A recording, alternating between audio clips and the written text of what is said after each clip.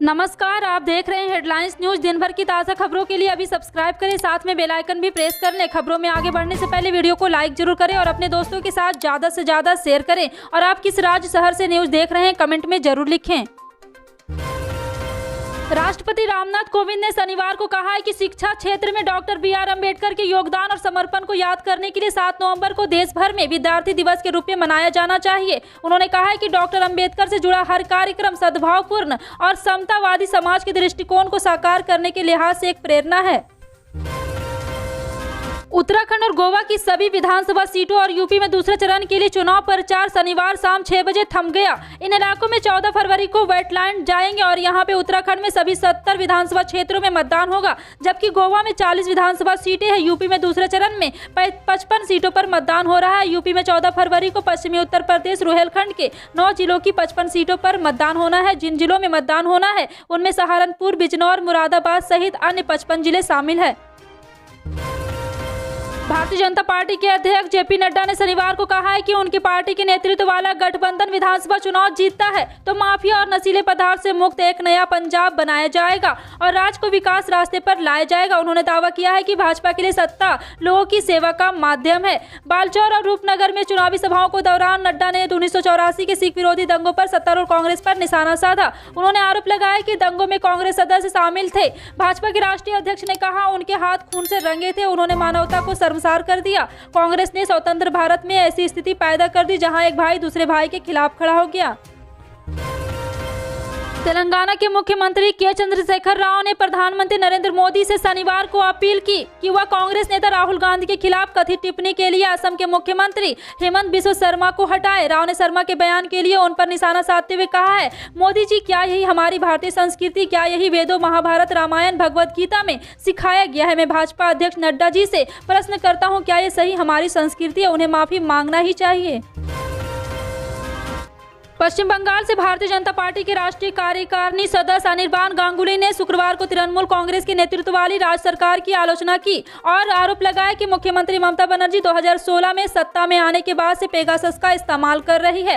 गांगुली ने टीएमसी महासचिव कुणाल घोष की इस दावे को भी खारिज कर दिया कि जिसमें कहा जा रहा है कि भाजपा नेता शुभेंदु अधिकारी तृणमूल कांग्रेस में फिर से शामिल होना चाहते हैं क्योंकि वह भाजपा में घुटन महसूस कर रहे हैं। गांगुली ने कहा कि कुणाल घोष के कैसे पता चला है कि अधिकारी भारतीय जनता पार्टी छोड़ना चाहते हैं? क्या घोष ने अधिकारी का फोन टैप किया? मेरा मानना है कि टीएमसी फोन टैप करने के लिए पेगासस का उपयोग करती है। भाजपा नेता ने कहा कि तृणमूल कांग्रेस के भीतर आंतरिक संबंध बहुत खराब चल रहे हैं।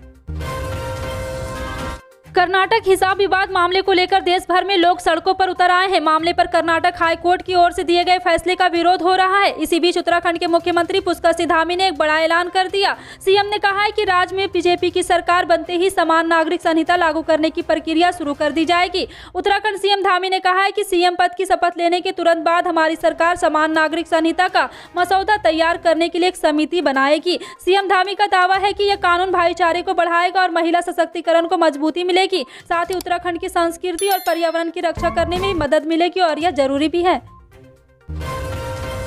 यूपी में आचार संहिता लगने के बाद चुनाव आयोग ने पुलिस प्रशासन को वोट के बदले नोट बांटने का लेकर सख्त कार्रवाई का निर्देश दिया है। इसके बाद भी कुछ जगहों से नोट बांटने के मामले सामने आने लगे। दरअसल सपाइयों का सोशल मीडिया पर रुपये बांटने का वीडियो वायरल हुआ है। इसकी जानकारी मिलने पर हंडिया पुलिस ने सपा के विधानसभा अध्यक्ष समेत अन्य के खिलाफ विभिन्न धाराओं में मुकदमा दर्ज किया है। हंडिया थाने के दरोगा केशव वर्मा ने समाजवादी पार्टी के विधानसभा अध्यक्ष रमाकांत विश्वकर्मा, हंडिया के अभिमन्यु यादव, भवन यादव और 12 अन्य के खिलाफ आचार संहिता के उल्लंघन और महामारी अधिनियम के धाराओं में शुक्रवार को मुकदमा दर्ज किया है। केंद्रीय स्वास्थ्य मंत्री मनसुख मांडविया ने शनिवार को कहा है कि केंद्र सरकार विशेषज्ञों से सिफारिश मिलने पर जल्द से जल्द 5 से 15 वर्ष तक की आयु के बच्चों के लिए कोविड-19 रोधी टीकाकरण अभियान शुरू करेगी।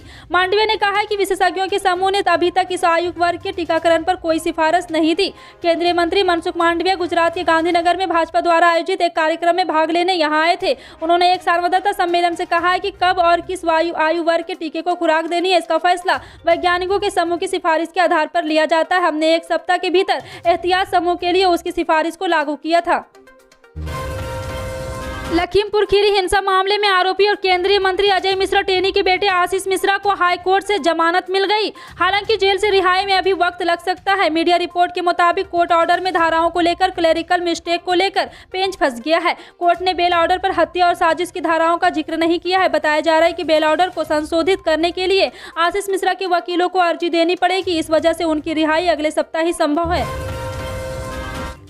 पश्चिम बंगाल विधानसभा चुनाव के बाद लगातार बीजेपी को झटका लग रहा है। गरुलिया निकाय चुनाव के पहले बैरकपुर के बीजेपी सांसद अर्जुन सिंह को बड़ा धक्का लगा है। अर्जुन सिंह के भतीजे सौरभ सिंह बहनोई और पूर्व एमएलए सुनील सिंह और उनके बेटे आदित्य सिंह ने बीजेपी से नामांकन दाखिल करने के बाद पार्टी छोड़ दी। इन तीनों को इस बार बीजेपी ने नॉमिनेट किया था, लेकिन उन लोगों ने अंतिम समय में बीजेपी छोड़कर टीएमसी का दामन थाम लिया। बता दें कि बैरकपुर का इलाका अर्जुन सिंह का गढ़ माना जाता है और अर्जुन सिंह के रिश्तेदारों के टीएमसी में फिर से घर वापसी से टीएमसी मजबूत होगी। हालांकि अभी तक अर्जुन सिंह ने इस घटना पर कोई प्रतिक्रिया नहीं दी है। देश में 100 दिन हो चुके हैं जब पेट्रोल डीजल के दामों में आखिरी बार बदलाव किया गया था। पिछले 100 दिन से ऑयल मार्केटिंग कंपनियां फ्यूल के रिटेल प्राइस में कोई संशोधन नहीं कर रही है। ऐसा माना जा रहा है कि चूंकि 5 राज्यों में विधानसभा चुनाव चल रहे हैं, इसलिए पिछले 3 महीनों से ज्यादा वक्त से देश में तेल के दाम नहीं बढ़ाए जा रहे हैं, जबकि अंतर्राष्ट्रीय बाजार में कच्चा तेल 7 सालों के रिकॉर्ड हाई पर पहुंच गया है। शनिवार को पेट्रोलियम मंत्री हरदीप सिंह पुरी एनडीटीवी से खास बातचीत में इसे लेकर उठ रहे सवालों पर जवाब दिया। उद्योगपति राहुल बजाज का शनिवार को पुणे में निधन हो गया। वो 83 वर्ष के हो गए थे। राहुल बजाज करीब 50 सालों तक बजाज ग्रुप के चेयरमैन रहे थे। उन्हें पद्म भूषण से भी सम्मानित किया गया था। राहुल बजाज ने पिछले साल अप्रैल में बजाज ऑटो के चेयरमैन पद से इस्तीफा दे दिया था। बजाज ऑटो भारतीय कारोबार, खासकर ऑटोमोबाइल क्षेत्र में जाना माना नाम रहा है। इसकी tagline you just can't beat Bajaj रही है। उसके दोपहिया वाहन का एड हमारा बजाज भी काफी सुर्खियों में रहा है। राहुल बजाज ने 1965 में बजाज ग्रुप की जिम्मेदारी संभाल ली और बजाज ग्रुप की ओर से साझा की गई जानकारी में कहा गया है कि बेहद दुख के साथ सूचित करना पड़ रहा है कि राहुल बजाज अब हमारे बीच नहीं रहे। पीएम नरेंद्र मोदी ने शनिवार को कन्नौज में जनसभा को संबोधित किया। पीएम मोदी ने इस दौरान विपक्षी पार्टियों पर निशाना साधते हुए कहा है कि यूपी में पूर्ण बहुमत की सरकार बनेगी। पीएम मोदी ने कहा है कि पहले चरण का मतदान के बाद घोर परिवारवादी काफी टेंशन में है। एकजुट रहकर अपना वोट जाति और धर्म के नाम पर बंटने नहीं देना है। मुकाबला इस बात को लेकर है कि बीजेपी को कितनी ज्यादा सीटें आने वाली है। पूरा देश जानता है कि आएंगे तो योगी आएंगे। पीएम मोदी ने कहा है कि गुजरात के लोगों ने जब बीजेपी को मौका दिया तब से गुजरात की स्थिति बदल गई। उत्तराखंड में चुनाव प्रचार के आखिरी दिन शनिवार को एक जनसभा को संबोधित करते हुए प्रधानमंत्री नरेंद्र मोदी सरकार पर जमकर बरसे। उन्होंने कहा है कि कांग्रेस वाले कहते हैं कि भारत एक राष्ट्र नहीं है, जबकि पूरा भारत एक है। अगर ऐसा नहीं होता तो उत्तराखंड के सपूत यहां से दूर केरल के तटवर्ती इलाकों में जाकर मातृभूमि की रक्षा नहीं कर रहे होते। उन्होंने ये भी कहा है कि केवल बीजेपी ही है जो देवभूमि के देवदत्त की रक्षा करेंगे।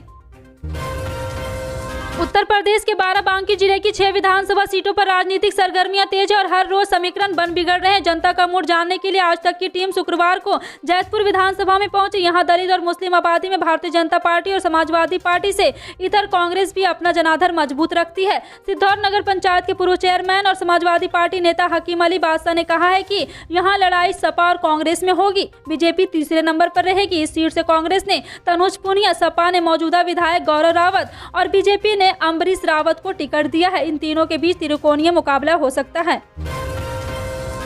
पश्चिम बंगाल की राजनीति में इस समय जबरदस्त उबाल देखने को मिल रहा है। एक तरफ सीएम ममता बनर्जी और प्रशांत किशोर के बीच अनबन की खबरें ने चर्चा का माहौल गर्म रखा है, तो वहीं दूसरी तरफ राज्यपाल जगदीप धनखड़ संग राज्य सरकार की तकरार लगातार जारी है। बंगाल में राज्यपाल द्वारा पश्चिम बंगाल विधानसभा को स्थगित किए जाने के आदेश पर विवाद शुरू हो गया है। टीएमसी के कुछ नेताओं ने राज्यपाल के इस कदम को संविधान विरोधी बताया। तृणमूल सरकार ने मंत्री हात हकीम ने राज्यपाल को बर्खास्त करने की मांग कर दी है। हालांकि राज्यपाल ने दोबारा ट्वीट करके साफ किया है कि राज्य सरकार के कहने पर ही उन्होंने संविधान की धारा 174 के तहत विधानसभा को स्थगित किया है।